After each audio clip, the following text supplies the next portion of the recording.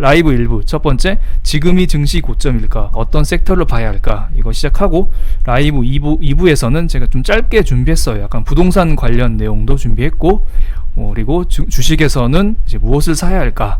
이런 내용을 조금 준비해봤습니다.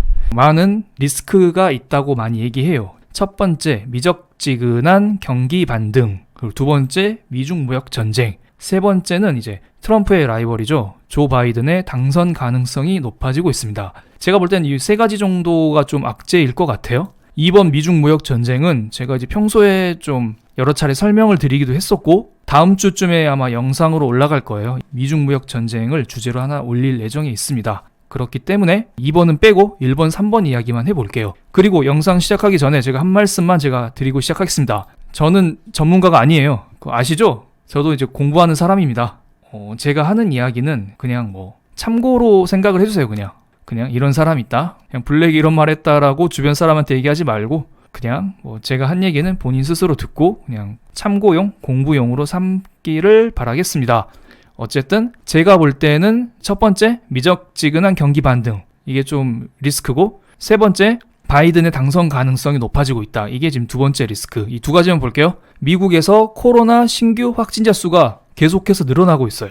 보시면은 지금 6만 명을 돌파했습니다. 원래는 예전에 한참 코로나가 위기일 때 3월, 4월 달에 얘가 3만 명대를 유지했었는데 6월 말쯤부터 갑자기 얘가 코로나가 3만, 4만, 5만 넘어가더니 6만까지 올라가고 있어요. 사람들이 이것 때문에 두려워하고 있죠. 정말 두려운 건 맞습니다. 제가 이것 때문에 언제 영상을 한번 올려드렸었냐면은 여기 요날 아마 6월 19일, 20일 요때가 언제냐면은 코로나 신규 확진자 수가 한 3만 명이 넘었을 때예요. 이거 기억하실 분 계실지 모르겠지만 제가 이때 이렇게 말씀을 드렸던 것 같아요. 지금 코로나 확진자 수가 3만 명이 넘어가서 위험한 건 맞다. 그래서 일단 여러분이 생각해야 될 것은 이게 추가적으로 증가하는지만 살펴봐야 되지 지금은 증가하는 게 아니다. 그리고 혹시나 이거를 시장이 문제 삼을 수도 있고 안 삼을 수도 있겠지만은 혹시나 문제를 삼으려면은 일단 기본적으로 4만 명이 넘어서부터다. 4만 명이 넘으면 그때 가서 다시 한번 경제 지표를 체크해보자. 이런 식으로 제가 말씀을 드렸습니다. 기억하실 분 계실지 모르겠지만 어쨌든 전 이렇게 말씀을 드린 것 같습니다. 그래서 제가 이렇게 말씀을 드렸던 이유는 달러 인덱스 때문이죠. 이때가 한 6월 19일 그때부터 시작된 거예요. 코로나 확진자 수가 늘어나니까 무슨 일이 발생했냐면은 안전자산인 달러 인덱스가 상승을 하기 시작했습니다. 코로나 확진자 수가 늘어나고 있음에도 불구하고 달러 인덱스가 지금 떨어지고 있죠. 조금 이상하죠? 아까 제가 이전 페이지에서는 분명히 코로나 확진자 수가 마치 급등 차트처럼 계속해서 늘어나고 있잖아요. 그런데 달러 인덱스는 오히려 상승하다 꺾였어요. 이거 조금 이상하지 않나요? 그러니까 여러분이 봐야 될 건 뭐다? 코로나 확진자 수 이게 지금 문제가 되는 게 아니에요. 예전에는 언제냐? 이 3월달, 3, 4월 달에는 코로나가 분명히 문제가 돼서 달러가 상승을 했잖아요. 그런데 지금은 뭐냐? 코로나로 인해서 달러가 상승하지 않는다. 증시나 뭐 부동산, 금 이런 거에 영향을 미치는 것은 이 코로나가 아니에요. 코로나가 될 수도 있지만 코로나가 문제가 돼야 이게 오르는 거죠. 그 문제를 삼는 기준이 뭐냐? 달러 인덱스다. 제가 계속 말씀드린다. 달러 인덱스, 엔화 환율, 유로 환율 이런 것만 보면은 주식의 흐름이 다 나와 있습니다. 어떤 사람들은 이걸 부정론자들은 이렇게 얘기해요. 이거 곧 2차 락다운 시장을 할 것이고 그리고 또 무슨 얘기하냐면은 이거 백신 개발하는데 늦어도 내년 말이나 돼야 실제로 투여 가능할 것이다. 이런 부정적인 것을 시장에서 반영하면 무슨 일이 발생하냐면은 여기 보시는 달러 인덱스가 상승을 해야 돼요. 지금 달러 인덱스가 상승하나요? 하락하나요? 하락하고 있잖아요. 그러면은 지금의 코로나는 악재가 아니다 라고 말씀을 제가 드릴 수 있습니다. 지금 코로나가 6만 명이 터졌는데 증시가 괜찮잖아요. 나중에 10만 명이 넘을 수도 있겠죠. 10만 명이 넘었을 때도 달러 인덱스가 또 떨어질 수도 있어요. 올라갈 수도 있고 그건 모르는 거예요. 우리는 코로나 확진자 수가 증가하면 할수록 달러가 어떻게 움직이는지 보고 대응만 하면 될 뿐이에요. 뭐 달러가 급등하고 나서 이거를 대응하면 늦다라고 말씀을 드리고 있는데요. 솔직히 저는 이제 멤버십 같은 경우는 계속 수시로 제가 체크해드리고 있습니다. 이게 문제가 될지 안 될지. 그래서 일단 그 부분은 멤버십 게시판을 참고해 주시면 감사하고요. 이게 미국의 M2 통화량이에요. 그리고 미국에서 M2 통화량이 지금 엄청나게 증가하고 있습니다.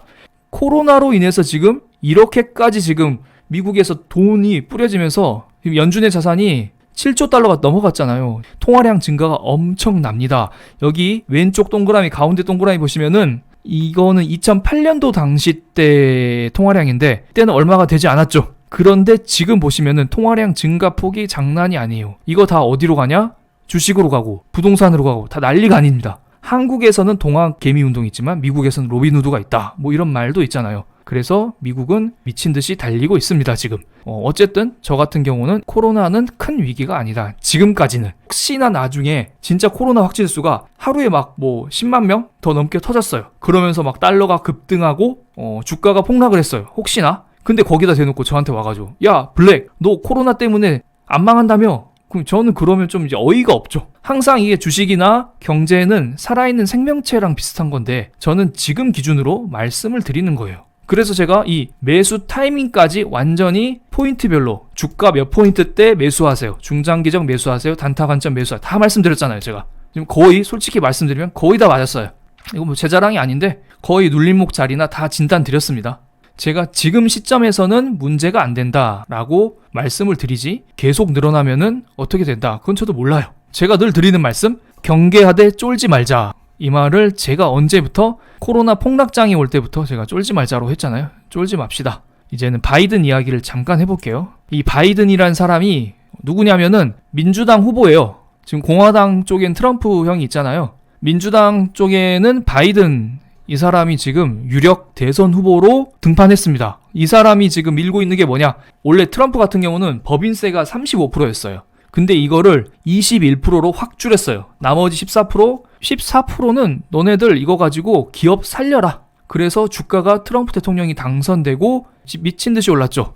근데 이제 바이든이 한마디 했죠. 아 이거 법인세 너무 싸다. 너무 저렴해. 이거 다시 28% 그러니까 21에서 28%로 올리겠다라고 했습니다.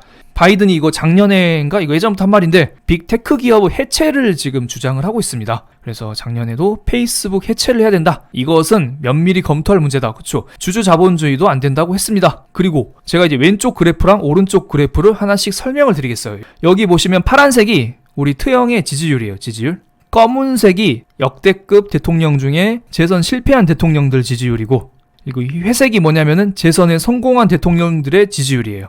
그리고 이 X축이 뭐냐면은 임기 연수예요. 미국 대통령이 보통 임기가 4년이잖아요. 트형의 지지율은 그동안 재선에 실패한 대통령들과 지지율이 거의 흡사하게 움직이고 있어요. 이걸 제가 여기에서 재선이 된다 안 된다 이런 말씀을 제가 못 드리겠습니다. 알아서 하겠죠, 지들끼리. 그런데 이제 여러분들은 이거를 생각을 하셔야 될 것 같아요. 만약에 바이든이 되면은 시장이 망하냐, 그런 걸 생각을 해야 될 것 같습니다. 지금 상태면 뭐 지금 상태를 유지할 수 있겠죠. 만약 대통령이 바뀌면 증시가 망하냐, 일단 지금 상태를 보면은 재선 실패 가능성을 충분히 반영 못하는 시장이라고 했습니다. 지금 트럼프 재선 확률이 계속 떨어지고 있는데 파란색이 트럼프 재선 확률이에요. 떨어지고 있는데 검은색 S&P 500 지수는 쭉쭉쭉 올라가고 있습니다. 트럼프가 떨어질 때마다 떨어진다고 사람들이 생각을 하는데 증시는 오르고 있어요. 이거는 뭔가 시장이 이상하다.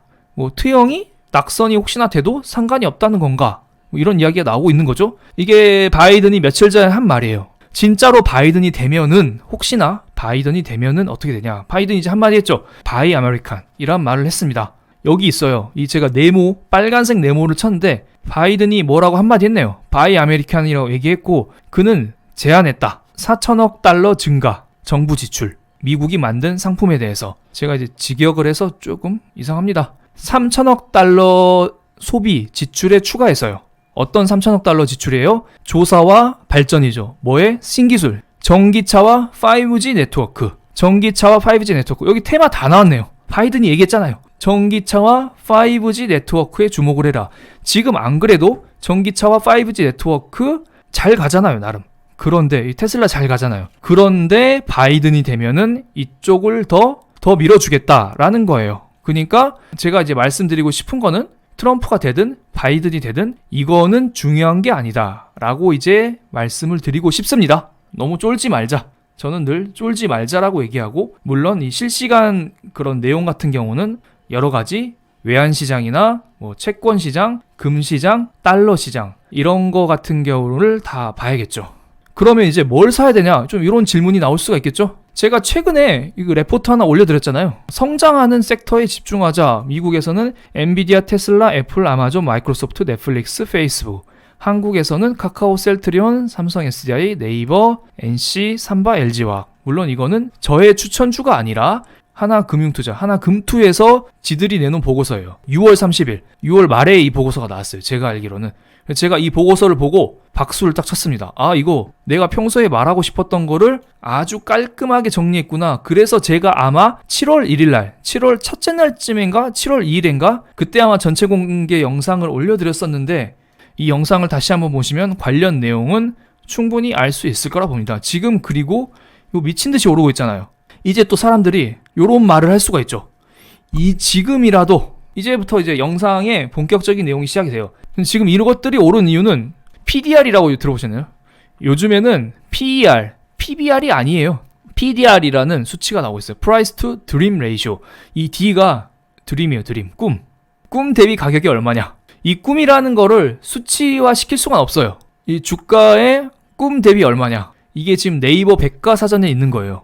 이 정도면 이미 쓰이는 말이에요. 실제로 PDR 주제로 증권사 레포트도 나와 있고, 보세요. 테슬라 주가에는 전기차, 자율주행, 우주 탐험 시대에 대한 사람들의 꿈이 반영되어 있다는 이야기다. 여기 뭐 BBIG7, 인터넷 게임 업종 7개 대형주가 그런 주식이다. 뭐 있잖아요. 삼바, 셀트리온, 삼성 SDI, LG화학, 네이버, 카카오, NC소프트 뭐 이런 거 있잖아요. 이런 거는 지금 사야 될까요?